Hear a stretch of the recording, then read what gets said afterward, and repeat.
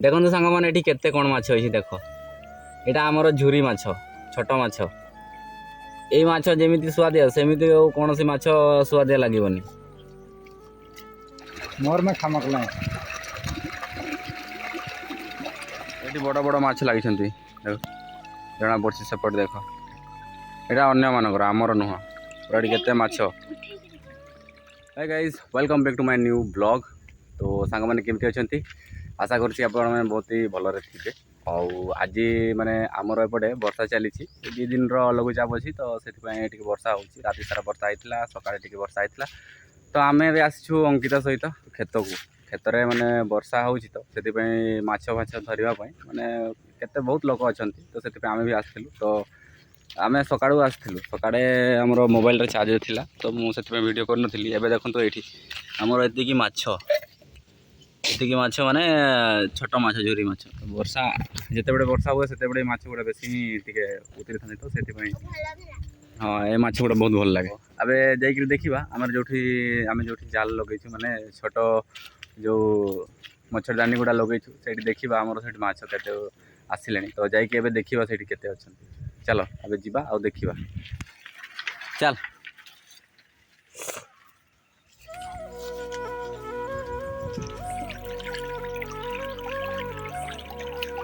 माछ भी अच्छा कि नहीं देखो सांग मैंने ये केते कौन माछ अच्छी देख यहाँ आमर झुरी माछ छोट माछ ये माछ जमी सुआदिया सेमती कौन सी माछ सुआदिया लगभग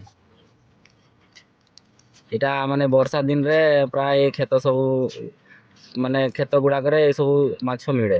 तो आज आम माने जस्ट समस्ते बाहर थे ना धरवाई तो आम भी आज लगे यहाँ तो जहाँ भी टिके अच्छी धर धर चलो तो साढ़े जी चल से गोटे लगे देखिए केते अच्छी माछ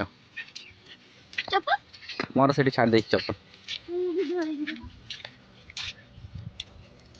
माने कादुआ अच्छी चप्पलटा पूरा लगी जाऊँगी तले से चप्पलटा को मुझे छाड़ देती। ये बड़ बड़ माछ लगी जना पड़ी सेपट देख यहाँ अन्य मानकर आमर नुह पूरा केते माछ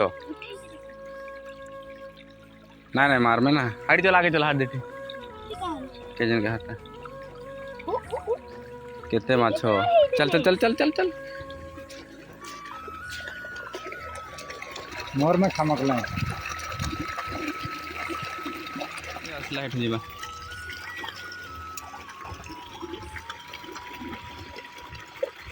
तो आज वर्षा जो सांग मैंने एमती मैंने माछ सब बाहर वर्षा न होते माछ बाहर वर्षा माने पानी टे कादुआ हो हलदी टे है बोली माछ सब तड़क आसना माछ मिले नहीं।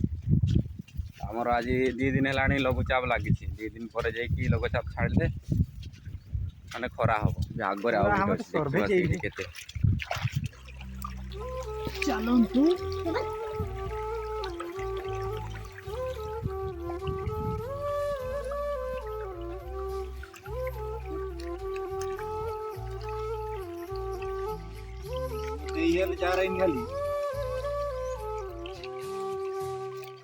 आम आगे भी जिते बड़े आम छोट छोट थी से भी माने वर्षा आसला माने खेत को दौड़ू एबे से माने धरवाई इच्छा हुए कि जिते बड़े आम छोट थी से वर्षा है माने खेत को ये आमरटा यहाँ गोटे ये जस्ट धरी ये बेसी आसुना पानी भी टी कम हो गला पानी कम हो गला सकाळू माने थिला वर्षाटा सकाळे 8टा 9टा पर्यंत वर्षाटा थिला ये तो हो गला 10टा 11टा पखापाखि हो गला तेबे आ माछ एते आसुना परे माने आ संध्या टाइम जदि वर्षा है ताहले आ थरे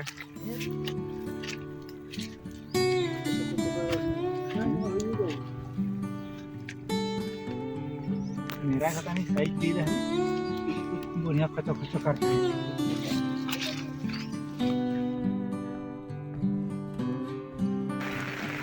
माछ धरु धरु आसीगला वर्षा भयंकर वर्षा देखुना चारिआडे पूरा अंधार किसी देखा जाऊनी। तो ए जीवा घर को बेसी भिजबार दरकार ना कहीं ज्वर फर हो गले पुणी असुविधा हो तो घर को गले भल घर को जाकि ସେତେବେଳେ ପାଣି ହାଲକା ହାଲକା ଛାଡ଼ିଯିବ ସେତେବେଳେ ଆସିକି ମାଛ ଧରିଲେ ସେଇଟା ଭଲ।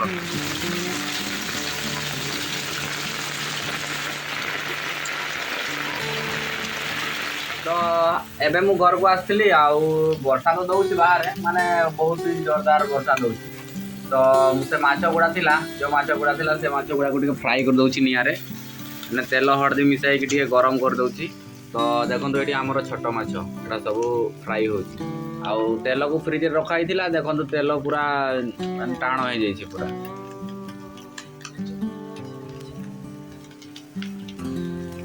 ମାଛ ବି ପୋଡ଼ିଲାଣି ଆଉ ତେଲ ବି ଏବେ କମ୍ ପଡ଼ିଲାଣି।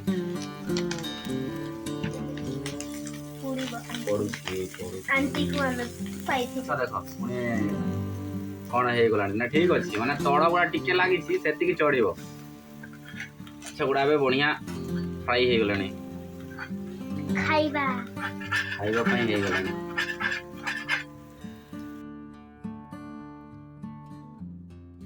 ତ ସାଙ୍ଗମାନେ ଏବେ ପୁଣି ବର୍ଷା ଛାଡ଼ିଗଲାଣି ଆଉ ଏବେ ସନ୍ଧ୍ୟା 4ଟା।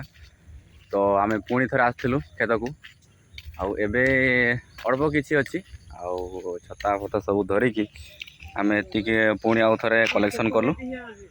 ତ ଏବେ ଟିକେ କମ୍ ମାନେ ଆସୁଛନ୍ତି ମାଛ ସେତେବେଳେ ଅପେକ୍ଷା ଏବେ ଟିକେ କମ୍ ଆସୁଛନ୍ତି। ତ ଏବେ ମୁଁ ଥରେ କଲେକ୍ସନ୍ କରିଛି ଦେଖେ ଆଉ କେତେ 3-4 ଥର କଲେକ୍ସନ୍ କଲା ପରେ ଆଉ କେତେ କ'ଣ ଆସିବ। ତ ଏବେ ଯେତିକି ହେଇଛି ଆଉ ଦେଖିବା ସନ୍ଧ୍ୟା 5ଟା ପର୍ଯ୍ୟନ୍ତ ଦେଖିବା। ଏବେ ତ 4ଟା ହେଇଛି ଆଉ